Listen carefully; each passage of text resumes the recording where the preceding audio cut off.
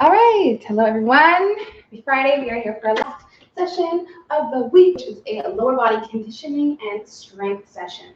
Equipment-wise, what you will need today, I'm using my dumbbells, my 8-pounders, as well as giving you those loop band options. We are also going to use those in addition to our dumbbells. And I have this here towel that slides on the floor. So whether you are going to use a towel or your actual sliders, furniture sliders, or I have wonderful options that don't need those sliders at all for those of us who are not on a sliding friendly floor. Right away, we are going to also put our supportive footwear on because we are starting off today's session after our warm-up, of course, with our conditioning work before we get into the strength. All right, so let's start this party off. Coming to the very end of our mat, hip width apart of the feet, soft knees. We're going to work with our walkouts, getting the back of the legs stretched out, opened up. Walking down to the bottom. Once we get down here, we're going to reach the hips up to the ceiling, lift them back into the plank, and then we'll walk ourselves right back up to the top. Standing tall, that's 1. We're going to do that 3 times, 2 more of them. So again, walking into that full plank position, lifting up those hips to the ceiling, opening up the calves, the hamstrings, lower back, back into the plank, and then we'll walk her back up. All the way up. Nothing at the top. Doing it one more time for us, please. It's a little bit turn today. So we'll get through that last one there to make it 3 of those total. And then we are going to turn around, place our hands down by our sides, stepping back into a lunge and reaching that leg that goes back, that arm up and over our head. So we're going through these ones. I'm going to turn to the front so you can see what's happening. As I step back, I'm reaching up and over to try to create that sort of C shape with my body, getting that stretch in the hip. Doing 10 of these total, 5 on each side. That non-reaching arm is simply going to hang out down by our side. And we will go through these, alternating our legs, right side, left side, to make it 10 reps total. There you go. Finishing off those ones, we will need some space both in front and behind us. We have a forward, backward lunge. So these ones are going to stay on this one side, although this is a double-sided movement. Stepping forward, using this front leg to push ourselves off into that back lunge. There and back is 1. So you can count either the front or the back as 1. We're doing 10 of them on each side. So 10 of these on this side over here. And then we'll switch and we'll do 10 on the other side over here, trying to align those opposite arms with our opposite legs as we go through our reps. 10 of them on the side, getting everything warmed up, loosened up in the lower body, ready to work on both sides. Next up is side lunges. So as we finish up those forward, backwards, which you probably need a little bit more time with, those ones take a little bit to get through, we are going to work with a side lunge. So we'll come to one side of our mat, we'll make sure we have some space over to the other. Stepping out into that side lunge, we'll send our arms in front of us, shifting back to that first side, and then we'll push ourselves up to the top. That is 1. We're doing 10 of these total. This one is all about opening up those inner thighs. So we're going to feel that opening stretch on both sides as we shift, and then we'll push up to the top, counting every time we stand tall. 10 total, 5 on each side. Arms are coming in front of us to allow our butt and lower body to be pushed back behind us. And we'll try to see if we can get down to 90 degrees. Although we're not too worried about depth in this one, we're more worried about, again, that stretching, opening, adductor, or inner thigh feeling. There we are. So we'll finish these ones, and then the next 2 are down on the floor. So as you get through those side lunges, come on down here and join me on the floor.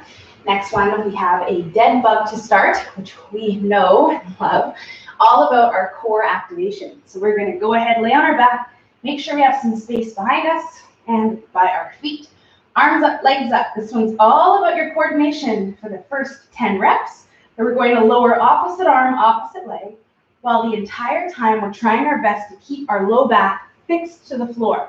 So we're trying to connect that coordination of those two limbs moving while these two stay completely still. It's natural in this one for everything to want to move, but I want you to really slow her down, lock it in, so that you have those two limbs hanging out up here, waiting for the return of the others before you lower them. 10, 5 on each side. Don't accidentally do 20. We do have one more variation of this one as well, which is going to be that paused version. So after you finish your 10, we're going to take our palm and squish it into the opposite knee, and then we'll lower down those two limbs. This one's a lot easier on the brain, but a little bit more challenging on the body, because we have to now maintain pressure between the hand and the knee. And once again, we'll do 10, but this time 10 per side. So I'll get 10 going over here, and then we'll switch, and we'll get 10 going over here.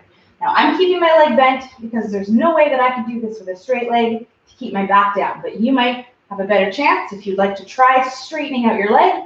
Keep in mind though, the most important thing is that back contact with the floor. So don't compromise that to get your legs straight. 10, 10. We have one more movement down here, which is a hip bridge, all about the glutes, the backside, the butte. Gonna get you warmed up, activated back there.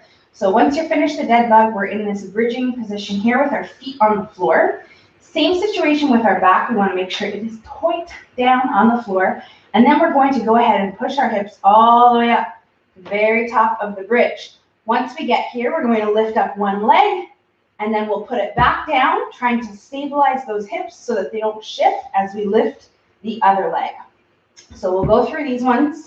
Count every time we reach that 90-degree angle at our hip and our knee, up right here. And we want to also make sure that our hips are not falling or shifting. So we really have to work on that hip stability, stabilizing before we lift up. 20 reps, my friends. We are alternating them, 10 on each side. So we'll let you guys go through those ones. Much harder than they look.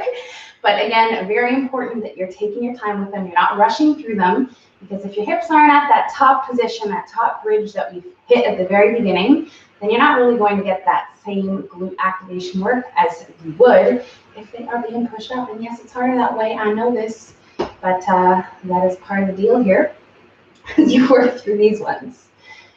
So we'll finish up these 20, and then don't go anywhere, because we have one more down on the floor here, but it is flipped over in our all four position. We are going to be working with our hip circles. So all fours, shoulders on the wrists, hips on the knees, as per usual in this position. We're going to lift up and shift onto one leg and draw circles with our knee while maintaining our hips in line. So we don't want to be opening up like a dog on a fire hydrant. We want to close that hip off and really rely upon that glute and that hip to lift and pull our leg around in that circle. We're going to count 5 circles one way, and then you can stop, and we'll do 5 the other way. We're going to feel this in all sorts of places in the side and back of our hip, as well as maybe a little bit of work happening through our hamstring. And then, of course, we have to do the other side. So we'll do 5 on this side, and then we'll switch, and we'll do 5 on the other side here. Again, trying to make those circles as big as we can, but not so big that we are, again, opening up our hip.